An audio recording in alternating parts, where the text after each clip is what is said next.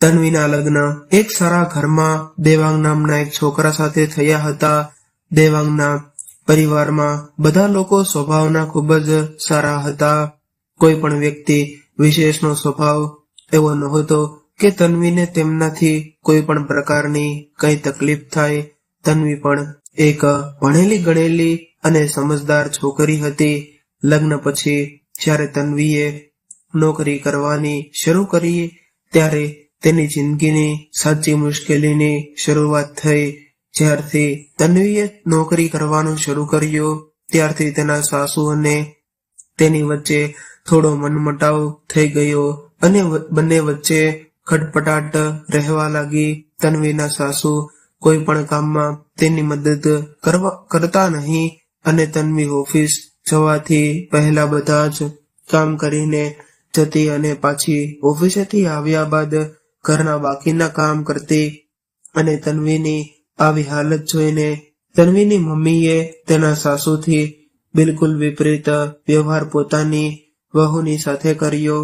તન્વીની સાસુને એ દેખાડવા માટે કે વહુને ફક્ત ઓફિસનું કામ કરવા દે તેઓ પોતાની વહુ પાસેથી ચમચી પણ ન ઉપાડતા અને પોતે ઘરનું બધું જ કામ કરતા.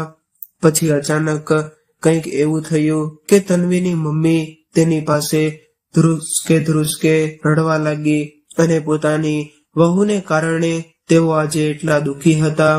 આખરે આટલા સારા સાસુની સાથે તેમની વહુએ એવું શું કર્યું કે આજે તે બિચારા આ દશામાં છે?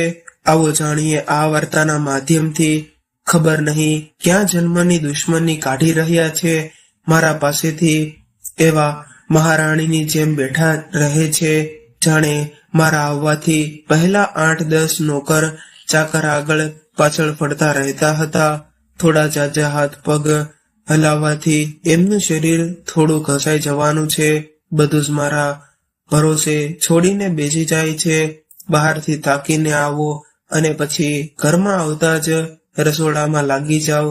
તન્વી બડબડ કરતી પોતાનો બધો ગુસ્સો રસોડામાં વાસણો ઉપર નીકાળતી રહી હતી.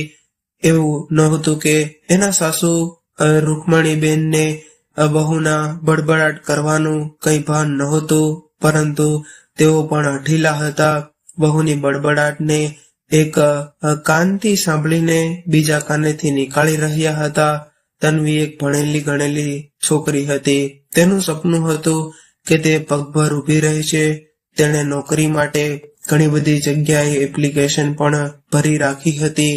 આ બધા દરમિયાન જ્યારે તેના માટે દેવાંગનું માંગવું આવ્યું તો તેણે દેવાંગના પરિવાર વાળાઓને સાફ કહી દીધું કે તે લગ્ન એક શરત ઉપર કરશે. જો તેને લગ્ન કરી પછી પણ સારી નોકરી મળી જાય તો સસરામાં કોઈ પણ તેને નોકરી કરવાથી નહીં રોકી શકે. અને આ બરાબર પણ હતું. આટલી મહેનતથી આટલું ભણ્યા પછી તે ઘર પર ન બેસી શકે. દેવાંગ અને તેના ઘરવાળાઓને આ વાતથી કોઈ આપત્તિ હતી નહીં કે તેમની વહુ નોકરી કરશે. અંતઃ દેવાંગના પરિવાર વાળાએ હા પાડી દીધી. એટલા માટે બંને તરફથી ખુશી આ સંબંધ થઈ ગયો અને લગ્નના થોડા દિવસો પછી જ તન્વીનો જોઈનિંગ લેટર આવી ગયો, જેને જોઈને તે ખૂબ જ ખુશ થઈ ગઈ. આખરે તેનું સપનું જો પૂરું થઈ રહ્યું હતું એટલે તે ખૂબ જ ખુશ હતી. અને તે ખુશીની સાથે જ તે દિવસે તન્વીએ પોતાના સાસરિયા વાળાઓને કહ્યું હતું કે હવે તેનો જોઈનિંગ લેટર આવી ગયો છે એટલે હવે તે નોકરી કરશે. એટલે તેના સાસુ રૂકમણીબેને આખા પરિવારની સામે કહી દીધું હતું કે વહુ નોકરી કરે એનાથી મને કોઈ આપત્તિ નથી અને હું એમ પણ નહીં કહું કે એ પહેલા આખા ઘરનું કામ કરે પછી નોકરી પર જાય, પરંતુ હું પણ હવે પહેલાની જેમ આખું ઘર નહીં સંભાળી શકતી. મને બધું જ મંજૂર છે, પરંતુ મારાથી એ આશા ન રાખતા કે હું વહુને રસોઈ તૈયાર બનાવીને ખવડાવીશ. મને ખબર છે કે જો એક વખત હું આ વમળમાં ફસાઈ ગઈ તો જિંદગી ભર નીકળી નહીં શકું. તે સમયે બધાને રૂકમણીબેનની વાતો સાંભળીને નવાઈ તો લાગી હતી. તન્વીના સસરાએ તો એમ પણ કહી દીધું હતું કે મને નહોતી ખબર કે મારી સીધી સરળ પત્ની પણ સાસુ બનતા જ પોતાનું રૂપ બદલી નાખશે. એ સમયે રૂકમણીબેન ની વાતો સાંભળીને બધા હેરાન પરેશાન હતા. બધાએ વિચાર્યું કે કેવી રીતે એકદમ વહુના આવતા જ રૂકમણીબેને પોતાનો રંગ બદલી નાખ્યો.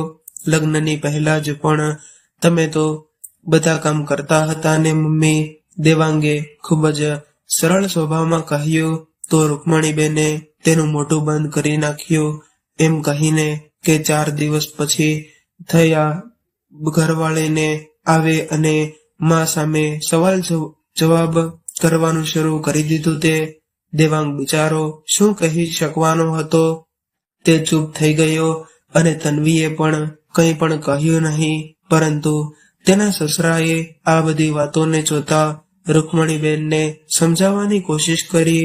તેઓ બોલ્યા કે રૂકમણી, તું અચાનકથી આવું કેવી રીતે કહી શકે? તન્વીએ પહેલા જ આપણને કહી દીધું હતું કે તે લગ્ન પછી પણ નોકરી કરવા માંગે છે અને આપણે પણ એને આ વાતની રજામંદી આપી હતી.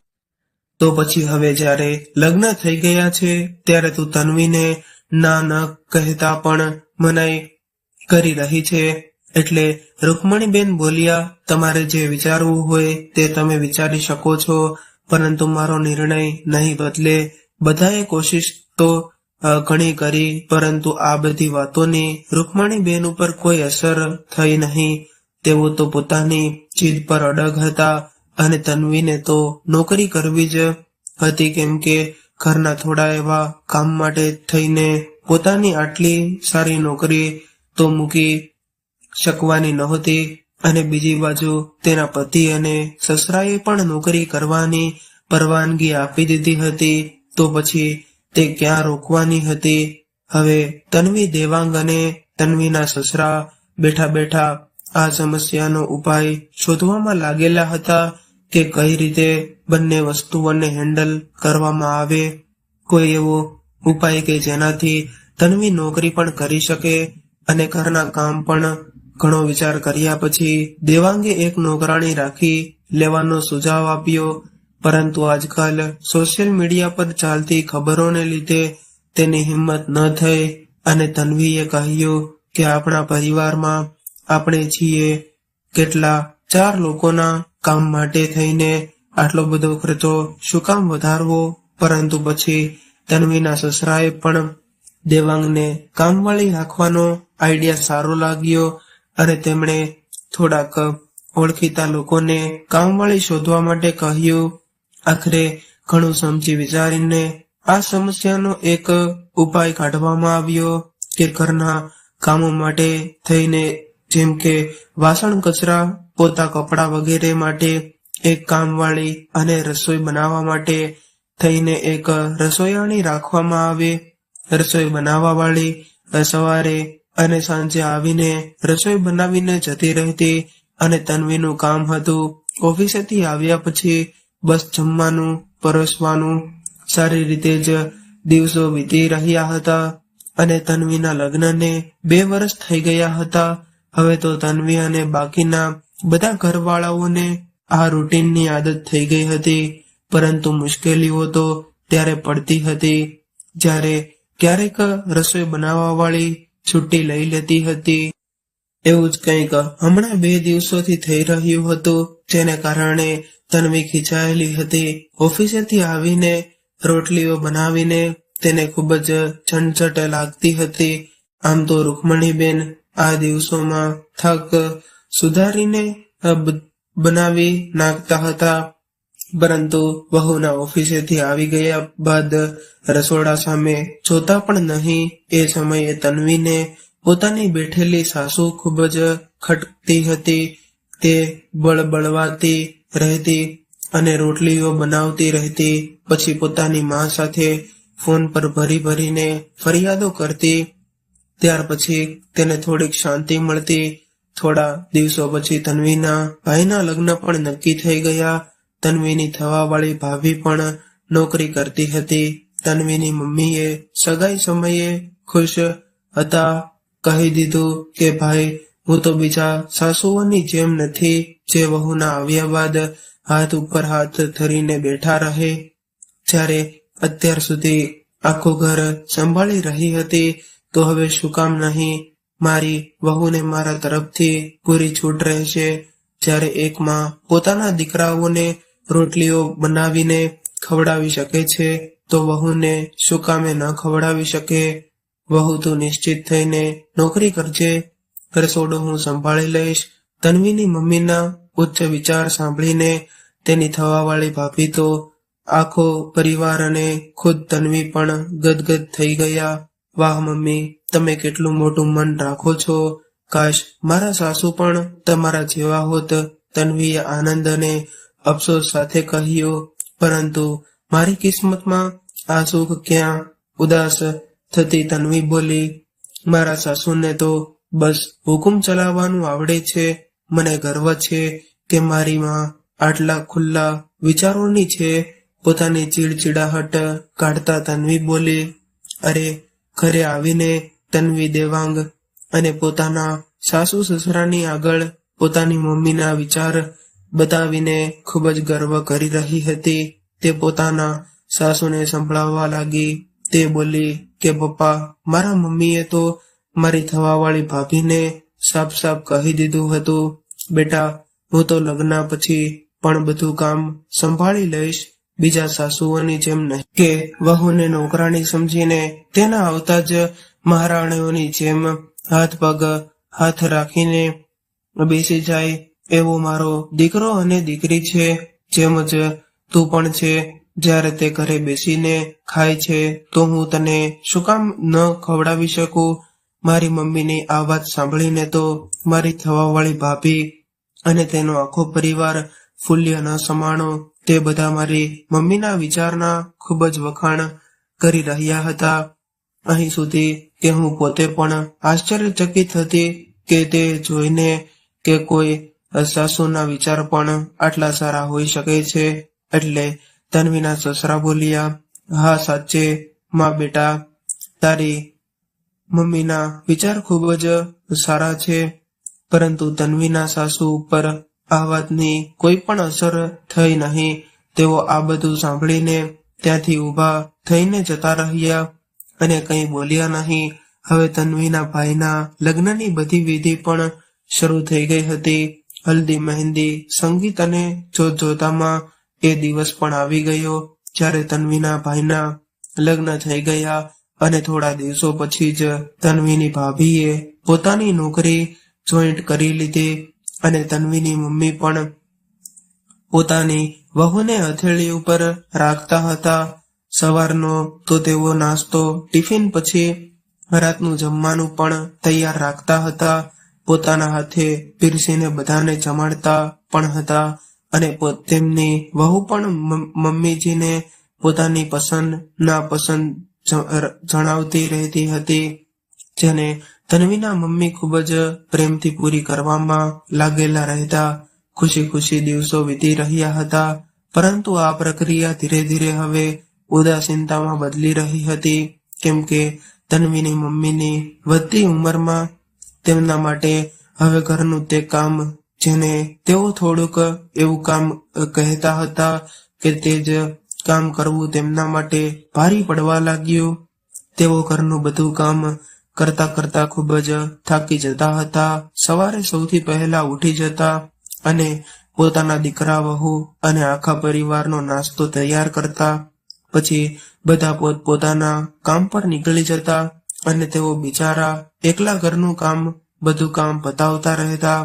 હવે ધીરે ધીરે આ બધી વાત સામાન્ય થઈ ગઈ અને કોઈને પણ એટલો સમય હતો નહીં કે તેઓ તે વૃદ્ધ સ્ત્રીને કોઈ પણ મદદ કરી લે.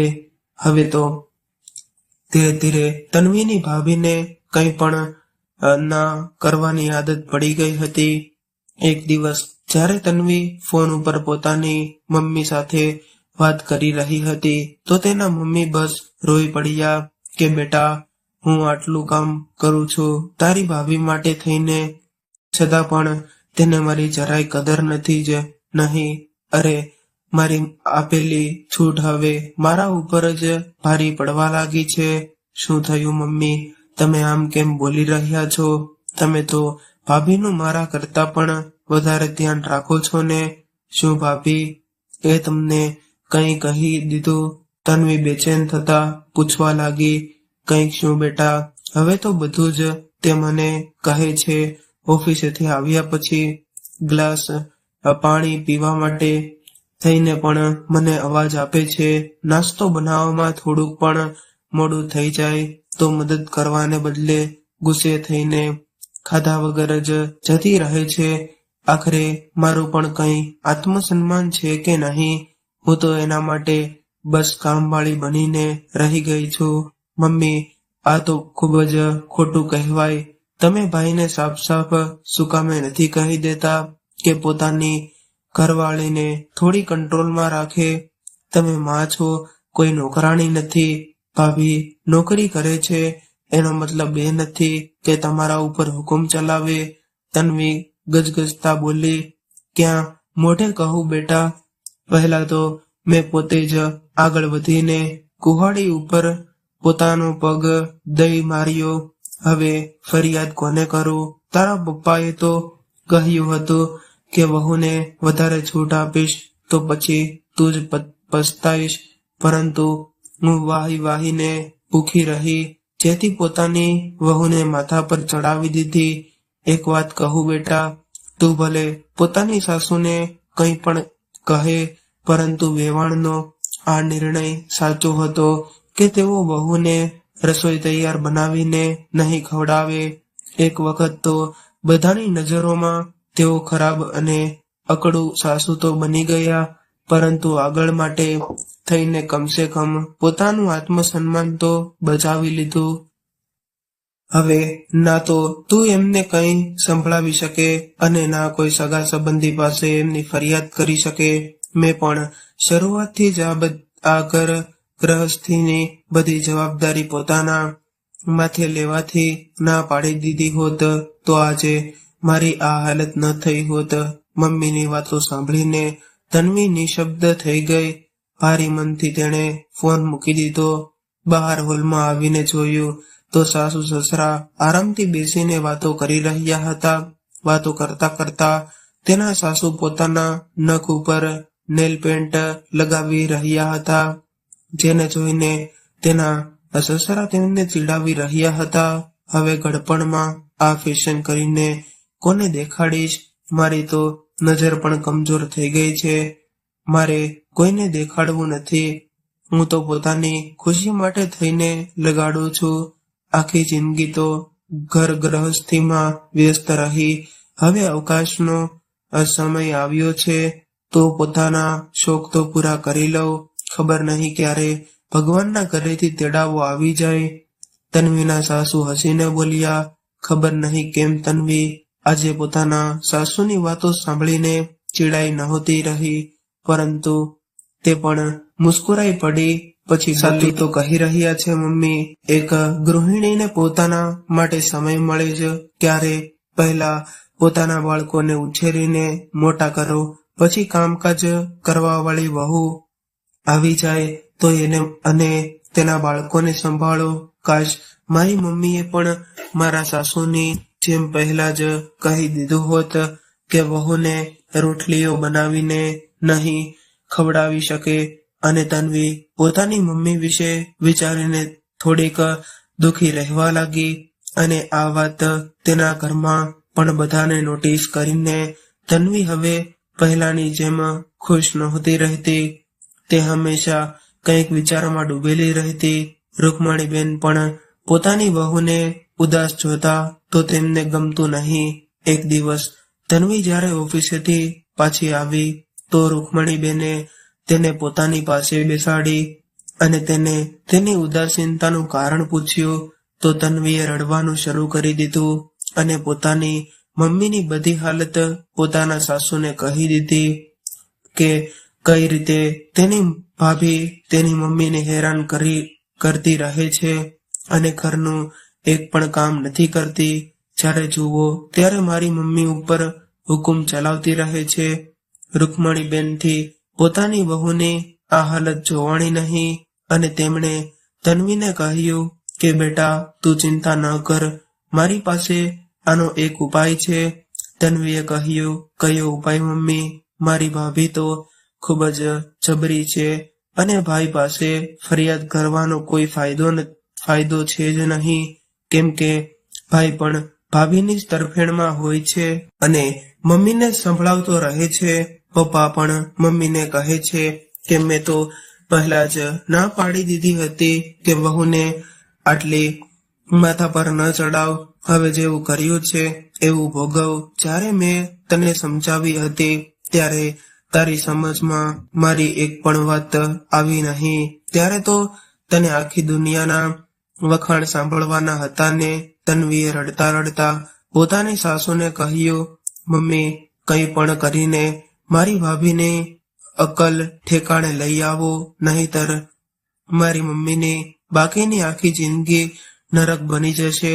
ત્યારે રૂકમણીબેન બોલ્યા કે તન્વી તું પોતાની મમ્મીને આપણા ઘરે બોલાવી લે, તેમને કહેજે કે તેઓ અહીં રહેશે તો સારું થશે. થોડા દિવસો માટે મને પણ મારી વેવાણ સાથે સમય વિતાવવાની તક મળી જશે અને ત્યારબાદ જેમ હું કહું તને તું તેમ જ કરજે. ઠીક છે. તન્વીએ પોતાની સાસુનું કહ્યું માનીને પોતાના ભાઈને ફોન કર્યો અને ખોટું બોલીને કે મારી તબિયત ખૂબ જ ખરાબ છે એટલે થોડા દિવસો માટે મમ્મીને અહીં મોકલી દે.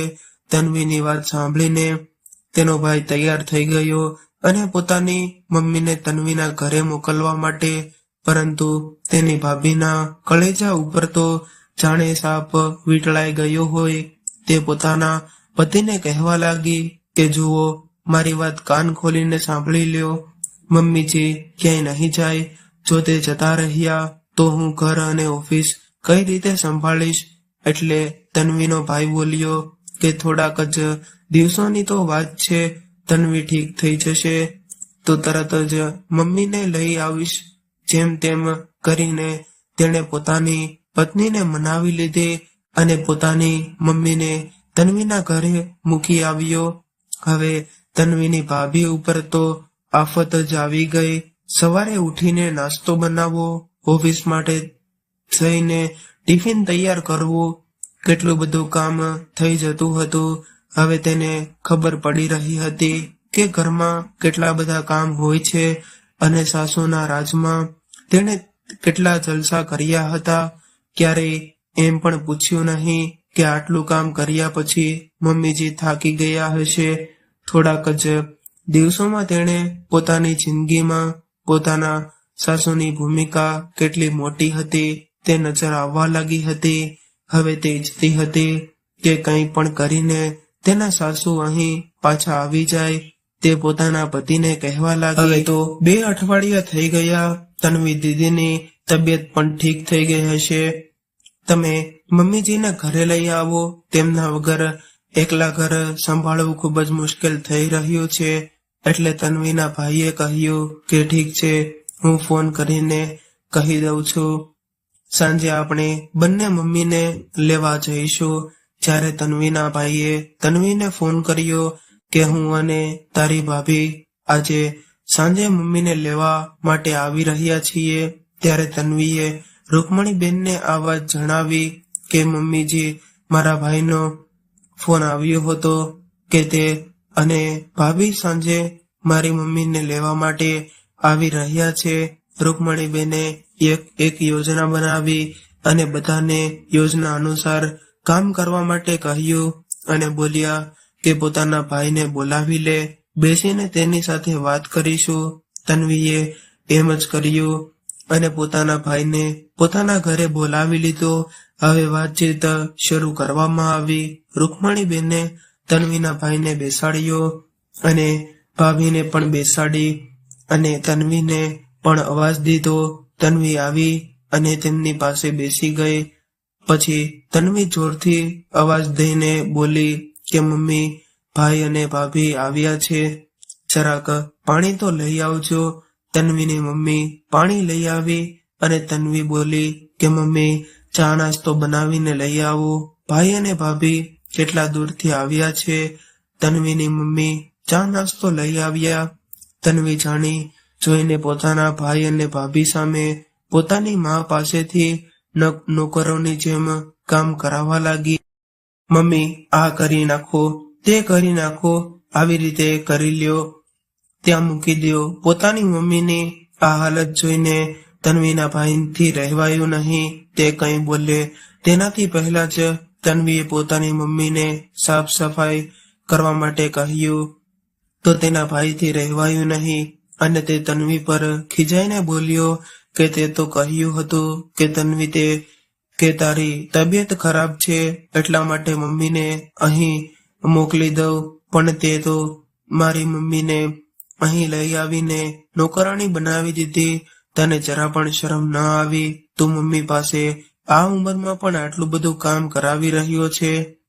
ત્યારે તન્વીના સાસુ રૂકમણીબેન બોલ્યા, વાહ બેટા, તારી બહેને પોતાની મમ્મી પાસે થોડું એવું કામ કરાવી લીધું તો તને આટલું ખરાબ લાગી ગયું, અને જ્યારે તારી પત્ની દિવસ રાત પોતાના ઘરમાં તેમને નોકરોની જેમ કામ કરાવડાવે છે ત્યારે તને એક પણ દિવસ દેખાણો નહીં કે તારી મમ્મીની ઉંમર કેટલી છે અને તારી પત્ની તેમની પાસે કેટલું કામ કરાવડાવે છે. અરે તે તો પારકા ઘરેથી આવી છે, કમસે કમ તું તો તેમનો દીકરો છે ને, તને તો તેમની તકલીફ દેખાવી જોતી હતી ને. બિચારા વેવાણે ક્યારે પણ તન્વી અને તારી પત્નીમાં કોઈ ફરક કર્યો નથી, અથવા તો એમ કહી લ્યો કે તેમણે તન્વીને પણ કેટલો પ્રેમ નથી કર્યો હોય એટલો તારા પત્નીને કર્યો છે. તેથી તેની પસંદનું ખાવાનું બનાવીને ટિફિન પેક કરવું, તેની દરેક નાની મોટી જરૂરિયાતોનું ધ્યાન રાખવું, અને બદલામાં તારી પત્નીએ શું કર્યું? તેમને નોકરાણી બનાવીને રાખી દીધા. ત્યારે તારી જીભ શું કામ ઉપડી ન ઉપડી અને કે આ મારી માં છે, કોઈ નોકર નહીં? તું ત્યારે ક્યાં સૂતો હતો જ્યારે તારી પત્નીને એક ગ્લાસ પાણી પણ જોતું હતું ત્યારે પણ તે તારી મમ્મીને અવાજ દેતી હતી. નોકરી કરે છે તો એનો મતલબ એ તો નથી કે તે પોતાની મર્યાદા જ ભૂલી જાય. મારી વહુ એટલી પણ નાલાયક નથી કે પોતાની મમ્મી પાસે આવા કામ કરાવડાવે. પછી તન્વીની ભાભીને કહેવા લાગ્યા, અને હા, તારી જાણકારી માટે કહી દઉં કે કદાચ તું ભૂલી રહી છો કે તું એકલી નથી જે નોકરી કરે છે. મારી વહુ પણ નોકરી કરે છે, અને પણ એણે તો ક્યારે પણ મારી સાથે એવો વ્યવહાર નથી કર્યો. ઓફિસેથી આવ્યા પછી પોતે બધું કામ કરે છે, હું તો કંઈ પણ નથી કરતી. આ પણ એક કામકાજી ગૃહિણી છે જે પોતાની ઓફિસ અને પોતાના પરિવાર બંનેને ખૂબ જ સારી રીતે સંભાળી રહી છે. એ પણ કોઈના મનને દુભાવ્યા કે દુખાવ્યા વગર મારી વહુએ ક્યારેય પણ મારી સાથે આવો દુર્વ્યવહાર નથી કર્યો જેવો તારી પત્ની તારી મમ્મી સાથે કરે છે. આ તો મેં તેને આ બધું કરવા માટે કહ્યું હતું જેથી તારી આંખોમાં જો શરમ વધી હોય તો પોતાની મમ્મીની પીડા સમજી શકે, જોઈ શકે કે તારી પત્નીએ તેમની શું દશા કરી નાખી છે. રૂકમણીબેનની આટલી બધી વાતો સાંભળીને તન્વીના ભાઈએ અને ભાભી બંનેની આંખ ખુલી ગઈ, અને તન્વીના ભાઈએ પોતાની મમ્મી પાસે માફી માંગી અને તેની પત્નીએ પણ પોતાના સાસુ પાસે માફી માંગી અને ખુશીથી પોતાના સાસુને ઘરે લઈ આવ્યા. પછીથી તન્વીની ભાભીનો વ્યવહાર બદલવા લાગ્યો અને તે પોતાના સાસુને કામના બરાબર મદદ કરવા લાગી. હવે તે ઓફિસ જવાની સાથે સાથે પોતાના સાસુની સેવા પણ કરતી, અને પત્ની પોતાના સાસુને વધારે માન સન્માન આપવા લાગી. આખરે તેના સાસુ રૂકમણીબેને જ તેની મમ્મીને આ મુસીબતમાંથી બહાર કાઢ્યા હતા અને તેના ભાઈ ભાભીની અકલ ઠેકાણે લઈ આવ્યા હતા. હવે બંને પરિવાર ખુશી ખુશી રહેવા લાગ્યા. તો મિત્રો, આજની આ વાર્તા તમને કેવી લાગી અને ક્યાં શહેરમાંથી સાંભળી રહ્યા છો તે કોમેન્ટ કરીને જરૂરથી જણાવજો. અને જો વાર્તા ગમી હોય તો લાઈક કરીને વધુમાં વધુ શેર પણ કરજો અને જો આવી જ વાર્તા સાંભળવા માટે ચેનલને જરૂરથી સબસ્ક્રાઇબ કરજો. હર હર મહાદેવ. રાધે રાધે. જય શ્રી કૃષ્ણ.